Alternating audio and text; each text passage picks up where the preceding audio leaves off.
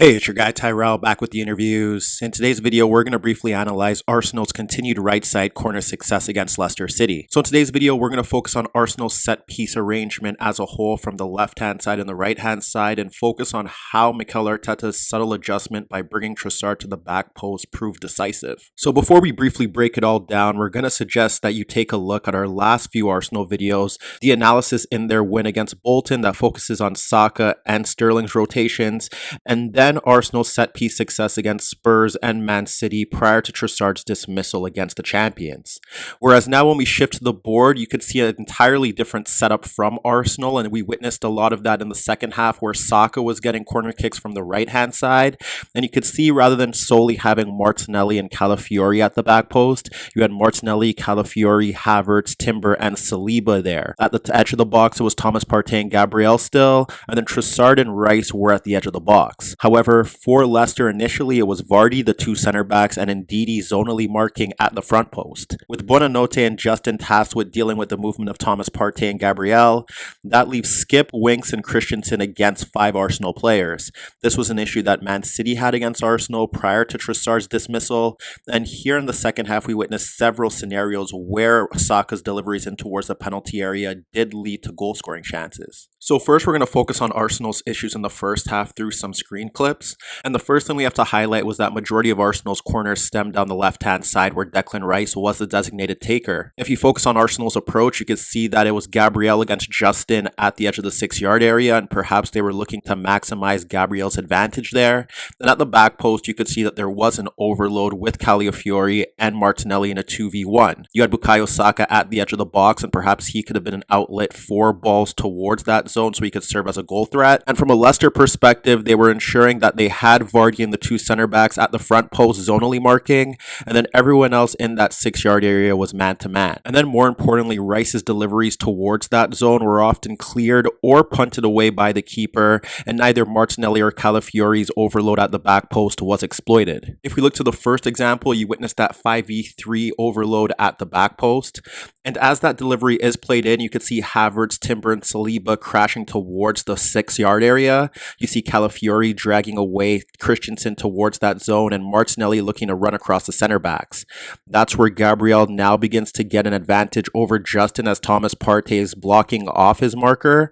And as that delivery continues to be played in towards the penalty area, Gabriel gets a running start towards the 6-yard area. You can see Havertz beginning to block off the lane for the keeper to step out and punch the ball away.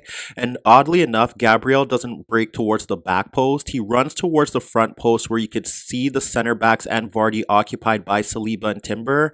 And he gets a rising header at that zone towards goal, and that results in the keeper pushing his effort away and it falling into the path of Calafiori, who nods the rebound towards goal. But once again, the Leicester keeper does a good job of ensuring that Arsenal doesn't increase their lead. Towards the end of the second half, as Arsenal were chasing the game, you could see Martinelli was substituted, and now there was an adjustment to how Arsenal were attacking that back post. You had Timber and Calafiori against Jordan Ayew, and you could see Havertz and Saliba against 3 Leicester City defenders.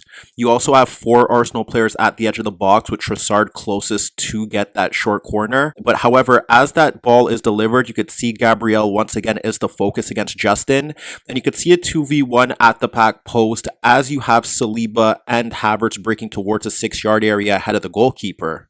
When that ball is delivered, you could see that those two at the back post are getting a run-in on Jordan Ayew. You could see Gabriel tussling with Justin, and now you have chaos in the 6-yard area ahead of the goalkeeper with Saliba and Havertz crashing that zone. What should be noted here is that the ball is played over that mob of defenders with Havertz and Saliba in that area, and Gabriel isn't able to get the better of Justin. You can see Timber occupying 2 defenders, and that's where Calafiori is able to get a leap over Jordan Ayew, and he's able to nod an effort on goal from point blank range, but the keeper pushes it away. However, seconds later, we witness the adjustment from Arteta. You have Havertz and Saliba looking to break towards the 6-yard area, and you could see Calafiori looking to make a late run from the back post with Timber occupying a defender. However, what we witnessed here is that Trossard ends up making a run across Gabriel and Justin to place himself at that back post. And now you have the 5 Arsenal attacking players in that zone.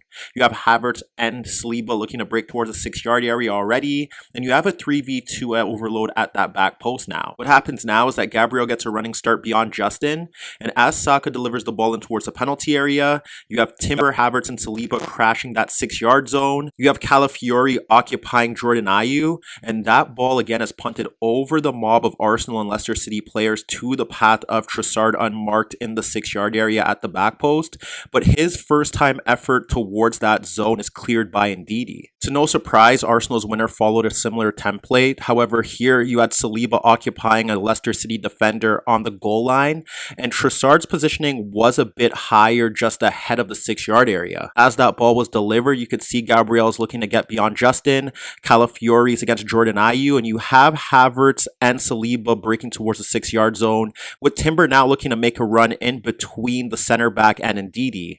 Trossard's making a run towards the back post, and as that ball is delivered, it doesn't look like Gabriel is going to beat Justin. You have 4 Arsenal players in that 6-yard area, and as you could see, Arteta was using them and Gabriel's movement as a decoy for Saka to clip the ball to an unmarked Trossard run at the back post, and from that position this time, when he guides the ball towards the area first time, it deflects off a few players and beats the keeper to decide the game. So as you could see, this was a valuable 3 points for Arsenal, but while their attack against a set defensive shape provided limited success, Arteta's subtle set-piece adjustment decided the game.